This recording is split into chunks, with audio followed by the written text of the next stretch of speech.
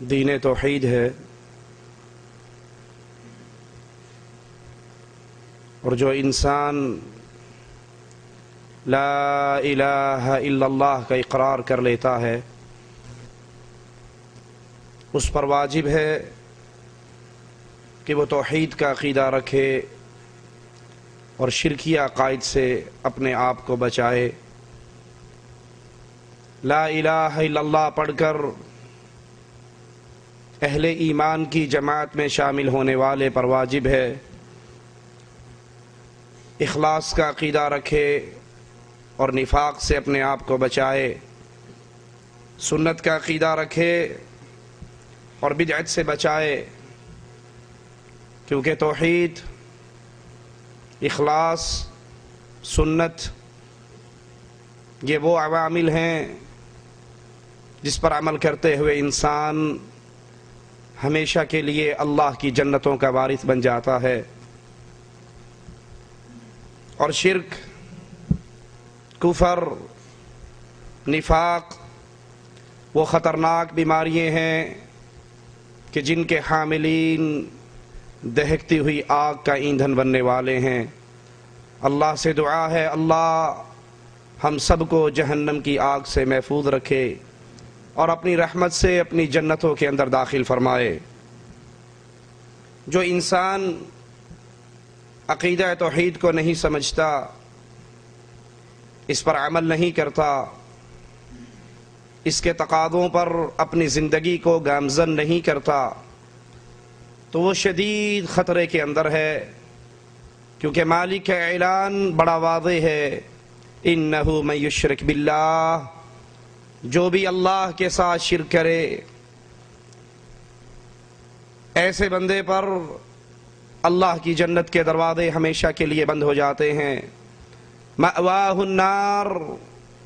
مشرک کا ٹھکانہ دہکتی ہوئی آگ ہے، اور جہنم کا ٹھکانہ بہت ہی برا ٹھکانہ ہے۔ اگر ایک انسان دنیا کی نگاہ میں نیک اعمال بڑی کثرت سے کرتا ہے، اس کی زندگی کو اگر آپ دیکھیں، آپ کو نمازیں نظر آئیں، روزے نظر آئیں، تہجد نظر آئے، نوافل نظر آئے، لیکن عقیدے کے معاملے میں، اللہ کی توحید کے معاملے میں وہ انسان شرکی عقائد کا حامل ہو، تو یاد کر لیجئے جس نے ایمان کو نہیں سمجھا اس کا کوئی عمل اللہ کے دربار میں قبول نہیں ہوگا۔ اللہ کی کتاب ہمیں یہ اطلاع دیتی ہے وَمَن يَكْفُرْ بِالْإِيمَانِ فَقَدْ حَبِطَ عَمَلُهُ وَهُوَ فِي الْآخِرَةِ مِنَ الْخَاسِرِينَ۔ جو انسان ایمان کے بدلے میں کفر کو خریدتا ہے، توحید کے بدلے میں شرک کو خریدتا ہے، اس کی زندگی کے سارے اعمال برباد ہو جاتے ہیں، اس کی کسی نیکی کی قیمت نہیں لگتی، اس کے کسی عمل کو ترازو میں تولا نہیں جاتا، اس کا کوئی عمل قیامت کے دن اس کی سرخروئی کا سبب نہیں بنتا، اور وہ ہمیشہ کا گھاٹا پانے والوں میں شامل ہو جاتا ہے، وہ ہمیشہ کا نقصان اٹھانے والوں میں شامل ہو جاتا ہے۔ اللہ کی کتاب ہمیں بتاتی ہے هل اتاک حدیث الغاشیہ وجوہ یومئذ خاشیہ عاملۃ ناصبہ تصلی نارا حامیہ۔ اے لوگو، اللہ کے قرآن پہ غور کرو، مالک کے احکام پہ غور کرو، قرآن کے آوازے پہ غور کرو۔ مالک عز و جل ہمیں اطلاع دیتا ہے کہ آپ کے پاس چھا جانے والی قیامت کی خبر نہیں آئی، اس دن بہت سے چہرے ذلیل ہوں گے۔ اے اللہ، تجھے تیری اسماء و صفات کا واسطہ ہے مالک، جس دن لوگوں کے چہرے ذلیل ہو رہے ہوں گے، اللہ اپنی رحمت سے ہمارے چہروں کو منور فرمانا، ہمیں ان بد نصیبوں میں شامل نہ فرمانا جن کو قیامت کی گھڑی ذلت کی گھڑی بن کے دکھائی جائے گی۔ چھا جانے والی قیامت کی خبر، اس دن بہت سے چہرے ذلیل ہوں گے، محنت کرنے والے محنت کر کر کے تھکے ہوئے، نمازیں پڑھ کے تھکے ہوئے، روزے رکھ کے تھکے ہوئے، حج کر کے تھکے ہوئے، جہاد کر کے تھکے ہوئے، قتال کر کے تھکے ہوئے، مار کے لڑ کے تھکے ہوئے، زخموں سے چور، لیکن یہ عمل، یہ نمازیں، یہ روزے، یہ حج، یہ جہاد، یہ قتال، یہ معرکے، یہ تمام اعمال قرآن ہمیں خبر دیتا ہے محنت کرنے والے عاملۃ ناصبہ تصلی نارا حامیہ، دہکتی ہوئی آگ کے اندر مالک ان کو داخل فرمائے گا۔ اللہم لا تجعلنا منہم ولا معہم۔ یہ عمل برباد کیوں ہوئے؟ یہ عمل ضائع کیوں ہوئے؟ یہ عمل میزان کے اندر وزن کیوں نہ پائے؟ کیونکہ انہوں نے لا الہ الا اللہ کو جانا نہیں، سمجھا نہیں، اس کے تقاضوں کو مانا نہیں۔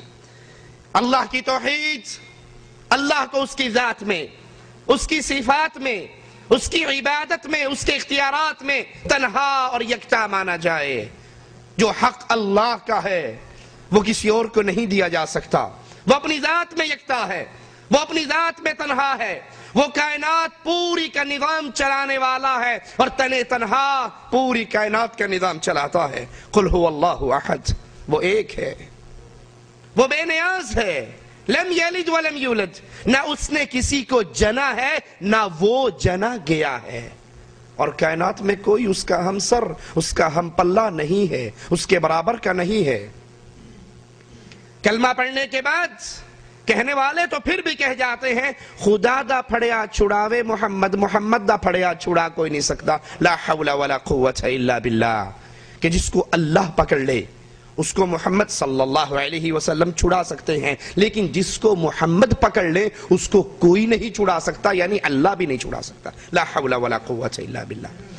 اللہ کے برابر کا، اللہ کا ہمسر، اللہ کا ہم پلہ کوئی نہیں ہے، وہ یکتا ہے، غنی ہے، تنہا ہے۔ قرآن حکیم بیان فرماتا ہے، غور کیجئے، ان فی خلق السماوات والارض واختلاف اللیل والنہار والفلک التي تجری فی البحر۔ یہ قرآن کی آیات، یہ کھلی ہوئی نشانیاں، یہ اللہ کی توحید کے دلائل ہمیں لا الہ الا اللہ کے مفہوم یاد کرواتے ہیں۔ ان فی خلق السماوات والارض، اللہ نے آسمان کو پیدا کیا، اللہ نے زمینوں کو پیدا کیا، اس آسمان اور زمین کی پیدائش میں اللہ کی توحید کی نشانی ہے۔ واختلاف اللیل والنہار، دنوں کا آنا اور جانا، عدل اور بدل، یہ دن رات کا ایک دوسرے کے پیچھے چلنا، اس کے اندر اللہ عز و جل کی وحدانیت کی دلیل ہے کہ کوئی ہے جو اس نظام کو چلا رہا ہے، اور اس نظام کے چلانے میں وہ یکتا ہے، اکیلا ہے، تنہا ہے۔ وَالْفُلْكِ الَّتِي تَجْرِي فِي الْبَحْرِ بِمَا يَنْفَعُ النَّاسِ، سمندر میں کشتی چلتی ہے، لوگوں کے فائدے کے لیے چلتی ہے، لوگوں کا سامان لے کے چلتی ہے۔ اس سمندر کے اندر اس لکڑی کو پانی کے اوپر چلانے والا، اس کی حفاظت کرنے والا، اس کو ساحل پہ لگانے والا کوئی ہے جس کی وحدانیت پہ ایمان لانے کا حکم ہم انسانوں کو دیا گیا ہے۔ وَمَا أَنزَلَ اللَّهُ مِنَ السَّمَاءِ مِن مَّاءٍ، اس آسمان سے پانی برستا ہے، اس پانی کو برسانے والا تنہا اللہ، اس بارش کو برسانے والا اکیلا رب، اس بارش کو زمین پہ اتار کر فَأَحْيَا بِهِ الْأَرْضَ بَعْدَ مَوْتِهَا، اس مردہ زمین کو زندہ کرنے والا، اس سے انگوریے پیدا کرنے والا،